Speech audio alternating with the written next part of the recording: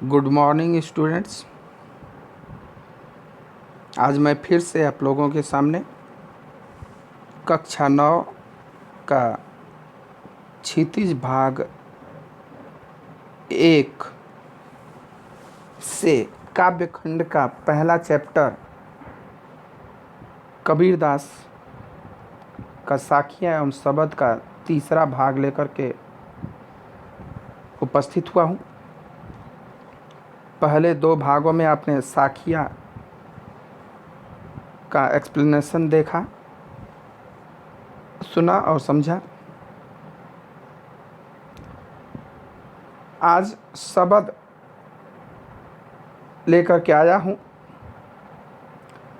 शब्द का जो पहला पद है वही आपके सिलेबस में है, दूसरा पद आपके सिलेबस में नहीं है, लेकिन फिर भी हम इसको पढ़ाएंगे, बताएंगे आपको, ध्यान रखिएगा।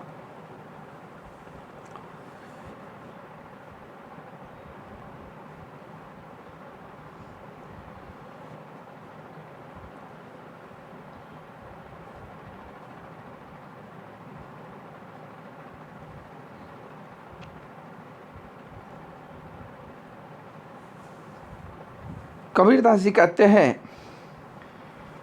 कि मोह को कहाँ ढूंढे बंदे, मैं तो तेरे पास में, नाम देवल नाम मस्जिद ना कबे कैलाश में, ना तो कौने क्रिया कर्म में, नहीं योग बैराग में, खोजी होए तो तुरत मिली हो, पल भर की तलाश में, कहे कबीर सुनो भाई साधो, सब श्वासों की श्वास में। कबीरदास जी कहते हैं कि ईश्वर के बारे में, कि ईश्वर भगवान कहते हैं कि मोह को कहाँ ढूंढे बंदे, मोह को यानी मुझको, बंदे माने जीव, हे मनुष्य तुम मुझको कहाँ ढूंढ, मैं तो तेरे पास नहीं हूं, मैं तो तुम लोगों के पास में ही हूं। नाम है देवल, देवल मीन्स मंदिर, देवल मीन्स मंदिर, ना तो मैं मंदिर में और ना मैं मस्जिद में हूं, और ना काबा कैलाश में, और ना ही मैं मक्का मदीना हूं, और ना ही कैलाश पर्वत पर या काशी में हूं।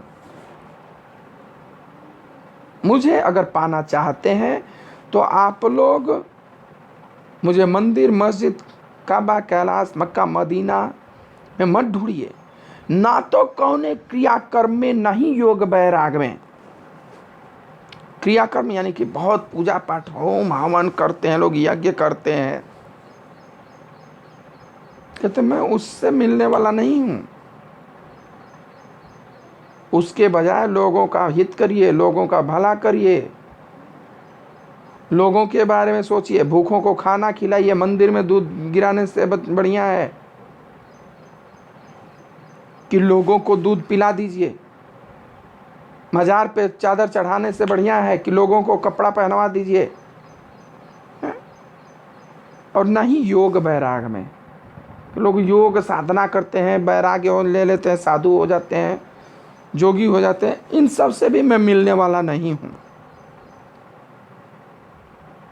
क्या होम हवन यज्ञ करें तो मैं मिल जाऊं, या योग ले लें, या बैरागी हो जाए, सन्यासी हो जाए तो मैं मिलूं, मैं उससे भी मिलने वाला नहीं हूं। आप सन्यासी हो गए, आपके चले जाने से आपके बीवी बच्चे परिवार माता पिता सब कितना प्रभावित हुए, कितने दुखी हुए, तो उनको दुखी करके, आप किसी को दुखी करके आप मुझे प्राप्त नहीं कर सकते हैं।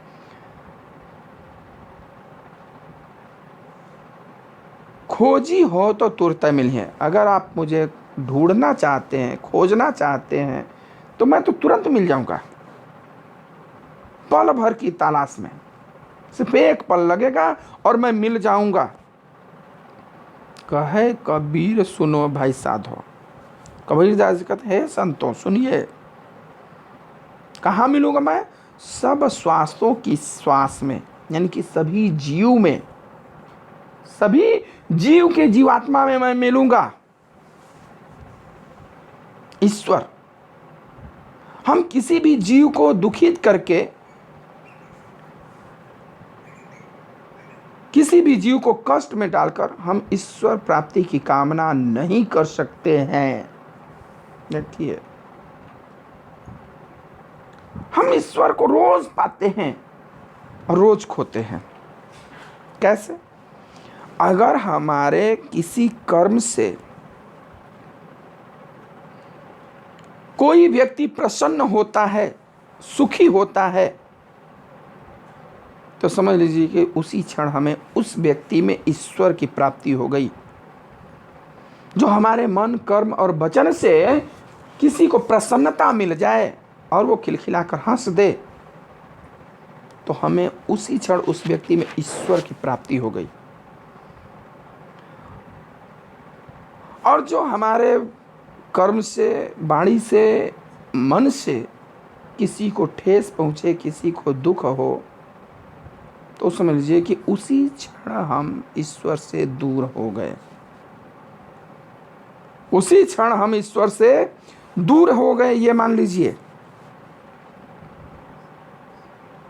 तो अर्थात हम ऐसा कर्म करें, ऐसी वाणी बोलें कि दूसरे वाले को, सामने वाले को बुरा न लगे, सामने वाला हमारे व्यवहार से आहत न हो, तो हमें ईश्वर की भक्ति वही कहलाती है, वहीं से ईश्वर की प्राप्ति होती है। यानी हम दिन भर में कई बार ईश्वर से मिलते हैं और ईश्वर से बिछड़ते हैं, कई बार, एक दो बार नहीं।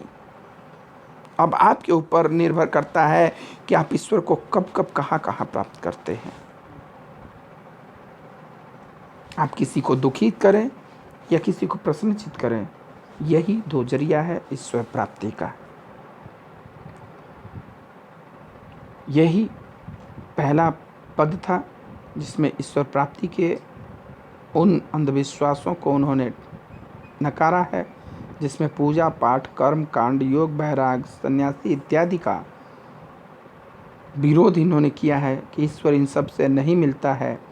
ईश्वर तो खोजने पर तुरंत ही मिल जाता है, क्योंकि वो हर जीवों के जीव में है। दूसरा पद है ज्ञान के ऊपर। उन्होंने कहा कि ज्ञान क्या है। संतो भाई आई ज्ञान किया धीरे, भ्रम की टाटी सब उड़ानी, माया रहे न बाधी। हित चित्त की द्वैथूनि गिरानी, मोह बलिंडा टूटा। हित चित्त की द्वैथूनि गिरानी, मोह बलिंडा टूटा। तृष्णा छाने पर घर ऊपरी, कुबदि का भांडा फूटा। जोग जुगत कर संतो बाधी, नीर चूचुए न पानी। अकूड़ कपट काया का निक्स्या, हरि की गति जब जानी। आधी पीछे जो जल बूटा, प्रेम हरि जन भीना। अकह कबीर भान के प्रकट, उदित भया तम खीना। उदित भया तम खीना। अब देखिए, इस पद में इनका ब्रज भाषा का प्रयोग है, इसीलिए इनकी भाषा को खिचड़ी भाषा कहा जाता है। कहते हैं कि संतो भाई आई ज्ञान की आधी रे। सज्जनों से कह रहे हैं, साधु लोगों से कह रहे हैं, जो संत व्यक्ति हैं उनसे कह रहे हैं भाई ज्ञान की आधी आ गई है। और जब ज्ञान की आधी आती है, यानी आधी आती है, तो क्या होता है? ज्ञान की आधी छोड़ दीजिए, आपको साधारण आधी की बात सुनिए कि जब आंधी आता है तो क्या होता है, जो झोपड़ी है, मड़ई है, उसकी थुन्नी गिर जाती है, मड़ई उड़ जाती है। हम उसको किसी भी प्रकार से बांध नहीं पाते हैं, ऊपर का छान गिर जाता है, और जब गिरता है तो उसमें रखा हुआ भांडा यानी बर्तन वर्तन सब फूट पड़ जाते हैं। और जो संत लोग होते हैं तो जोग जुगती करके उसको बांधते हैं कि नीचे जरा भी पानी न चू पावे, और जो कूड़ा करकट है सब निकल जाता है, आंधी के बाद सब उड़ जाता है। जब हरि की गति जानते हैं और आंधी आता है तो उसके बाद बारिश होता है, और जब बारिश होता है तो पूरा जग साफ हो जाता है, शांत हो जाता है। उसके बाद फिर जब सूर्य निकलता है तो एकदम बिल्कुल साफ दिखता है, क्योंकि उस वातावरण में अब धूल डस्ट भी नहीं है, बारिश हो गया तो वो प्रदूषण भी खत्म हो गया। परंतु यहाँ पर भावात्मक अर्थ क्या करें कि संतो भाई आई ज्ञान की आंधी रे, कह रहे कि हे सज्जनों, ज्ञान की आंधी आई हुई है। और जब वह आंधी आती है, जब ज्ञान की आंधी आई है तो क्या उड़ गया, भ्रम की टाटी सब उड़ानी। जो हमारे ऊपर भ्रम पड़ा हुआ है कि ये अपना है, पराया है, मोह माया लोभ लालच का जो ये भ्रम है कि मैं इसको हरा दूंगा, उसको जीत लूंगा, ये भ्रम है, यह सब खत्म हो जाएगा, यह सारा भ्रम हमारा टूट जाएगा जब हमें ज्ञान हो जाएगा। हमें ज्ञान हो जाएगा तो हम इस अज्ञान के अंधकार में, मोह माया लोभ लालच में नहीं पड़ेंगे, और माया रहन बाधी, तब हमको मोह माया बांध नहीं पाएगी, हमको ईश्वर की प्राप्ति करने से रोक नहीं पाएगी। हित चित्त की द्वय थूनी गिरानी,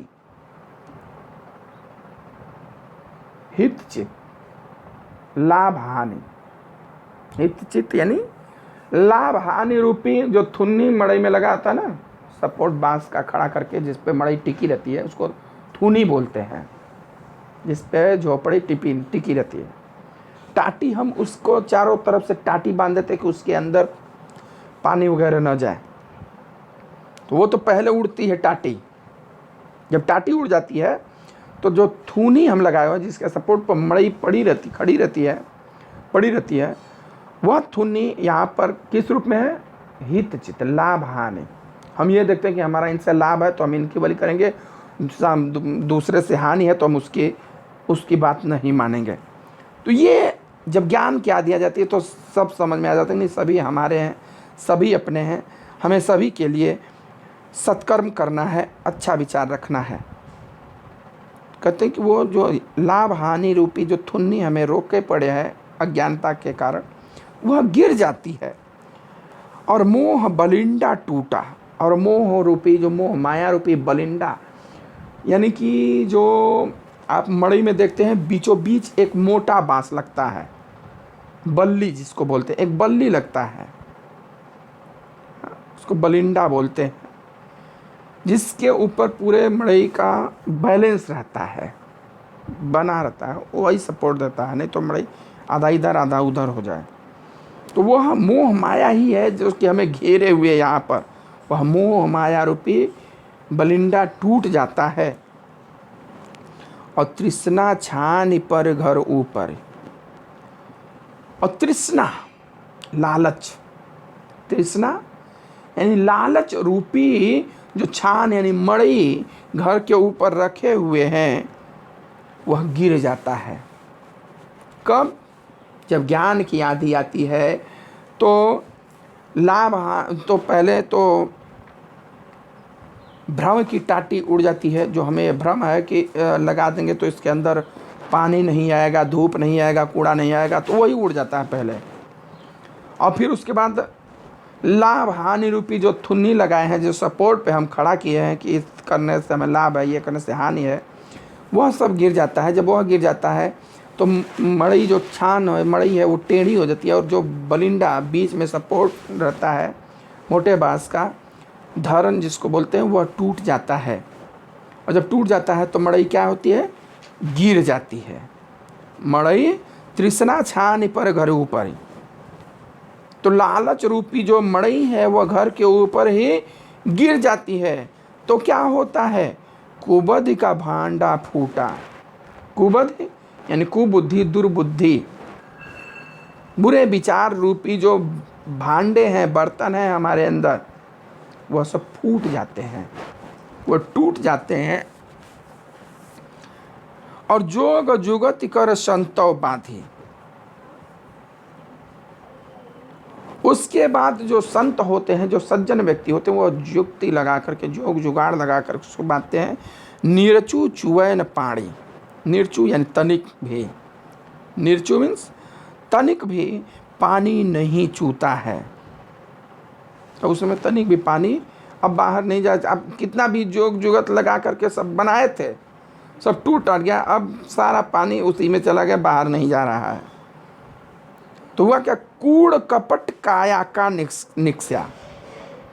जब ज्ञान आ गया, ज्ञान आपके अंदर आ गया, तो जितने भी कूड़ा करकट हैं आपके अंदर, द्वेष, ईर्ष्या, जलन इत्यादि, ये सब निकल जाएगा। हरि की गति जब जाने, जब ईश्वर के बारे में आप जान जाएंगे, जब ज्ञान हो जाएगा तो आप ईश्वर के बारे में जान जाएंगे। और जब ईश्वर के बारे में आप जान जाएंगे तो क्या होगा? आपके मन का जो जितने भी छल कपट कुबुद्धि दुर्बुद्धि है, वह सब निकल जाएगा, वह सब टूट जाएगा। और क्या होगा? आधी पीछे जो जल उठा। और जब वह ज्ञान आ जाएगा, ज्ञान की आदि चली जाएगी, जब आप ज्ञानी हो जाएंगे, तो उसके बाद जो प्रेम का आनंद आता है, जो आपको प्रसन्नता मिलती है, प्रेम हरि जन भीना, तो आप के प्रेम से हरि के जो भक्त हैं वह सब भीग जाएंगे। और कहे कबीर भान के प्रकट है। भान, भानु यानी सूर्य। कबीरदास जी कहते हैं कि जब बारिश होता है, उसके बाद आंधी आती है, बारिश होता है, उसके बाद जब सूर्योदय होता है तो पूरा मौसम बड़ा साफ स्वच्छ दिखाई देता है। उदित भया तमखीना। उदित यानी कि सूर्योदय उदित होता है, प्रकट होता है, तो तमखीना अंधकार रूपी, तम अंधकार, खीना क्षीण हो जाता है, खत्म हो जाता है। तो हमारे मन में जितने भी दुर्बुद्धि कुबुद्धि रूपी अंधकार है, वह सब खत्म हो जाता है ज्ञान रूपी सूर्य के प्रकट होने से। ज्ञान रूपी सूर्य के प्रकट होने से सारा सब कुछ मन में जो दुर्बुद्धि है, कुबुद्धि है, भ्रम रूपी टाटी है, लाभ हानि रूपी थुन्नी है, उसमें मोह माया रूपी बलिंडा है, सपोर्ट है, और तृष्णा लालच रूपी छप्पड़ जो है वह सब गिर जाता है जब ज्ञान की आंधी आती है। तो दुर्बुद्धि रूपी, बुरे विचार रूपी जो बर्तन हमारे अंदर हृदय में है, वह सब फूट जाता है और सारा पानी बह जाता है। हम कितना भी जोग जुक्ति करके उसमें रोक नहीं पाते हैं। और तब जब पानी बह जाता है तो सारा कूड़ा करकट भी बह जाता है। कूड़ कपट काया का निश्चय। तो हमारे शरीर का जितना भी कूड़ा करकट कचरा होता है, बुरे विचार, बुरी आदतें, बुरी भावनाएं सब निकल जाती हैं और हम हरि के बारे में, ईश्वर के बारे में जान जाते हैं। और उसके बाद जो प्रेम रूपी जल का बरसात हुआ है, प्रेम रूपी जल का जब बरसात हुआ है, तो उस प्रेम से जितने भी हरि के जन हैं, हरि के भक्त हैं, सब भीग जाते हैं, सब प्रेममय हो जाते हैं। और उसके बाद जब ज्ञान का प्रकाश होता है, उदय होता है, तो मन से हमारे सारा अंधकार रूपी अज्ञान क्षीण हो जाता है, समाप्त हो जाता है। ठीक है, तो ये आपका कबीरदास का शब्द का दूसरा भाग रहा। अब काव्य में अगर कोई भी दिक्कत हो तो आप हमसे फ़ोन करके या कमेंट करके पूछ सकते हैं। और काव्य अधिक अच्छा लगे तो आप लाइक शेयर और कमेंट ज़रूर करिएगा। उसको ज़्यादा से ज़्यादा अपने दोस्तों में शेयर करिए ताकि वो भी जो नहीं जान पाए हैं वो लोग भी पढ़ लें इसको। धन्यवाद।